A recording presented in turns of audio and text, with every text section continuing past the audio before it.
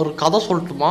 உங்க டீம்மேட் ஒருத்தர் மிஸ்டேக் பண்ணா கூட உங்களுக்கு கிடைக்க வேண்டிய போயா போயிடும். அதே மாதிரி தான் இந்த மேட்ச் எங்களுக்கு நடந்துச்சு. நாங்க ரீசெண்டா பிஆர் ரேங்க் மேட்ச் போயிருந்தா லாஸ்ட் ஒன் பீக்ல போட்டுருந்தாங்க. எங்க 2 டீம்மேட் கிராஸ் பைல மாட்டி இறந்துட்டாங்க. மிச்சம் அந்த ஒரு ஃப்ரெண்டு கிட்ட இந்த டோக்கனை வாங்கிட்டு நான் ஜோனுக்குள்ள ரிவே பண்ணலான்னு பீஸ்ட்ல விஜய் அண்ணா போன மாதிரி அந்த ஃபைட்டர் ஜெட் எடுத்த மாதிரி நானும் என் ரோஸ்மேரி கார் எடுத்துட்டு உள்ள போலான்னு போயிட்டு இருக்கேன். சிலான டைம் இந்த லாஸ்ட் ஜோன்ல அவங்களும் ரிவே பண்ணிட்டு நாமளும் சேஃப்டியா உள்ள ஜோனுக்குள்ள வந்தா தான் இந்த மேட்ச் போய் அடிக்க முடியும். அதுல ஒரு டிஸ்அட்வான்டேஜ் லாஸ்ட் ஒன்னு சிங்க ஆரம்பிச்சிச்சு. எடுத்தோம் மின்னல் வேகத்துல குறையுது. நம்ம கிட்ட இருக்க மெடியை போட்டு அட்ஜஸ்ட் பண்ணி உள்ள போயிட்டு இருக்கோம். வெண்டிங் மிஷின் பக்கத்துல போக போக ஹெல்த் ரொம்ப குறைஞ்சிக்கிட்டே இருக்கு. டோட்டலா ஸ்டக் ஆயிட்டோம். ஹெல்த் ஓவரா குறையுது. டீம்மேட்ஸ் வேற பரபரப்பா பாத்துட்டு இருக்காங்க. ரிவே பண்ண மாட்டோம். அந்த இடத்துல போய் டுவா டைம் கரெக்டா ரிவே பண்ணியாச்சு.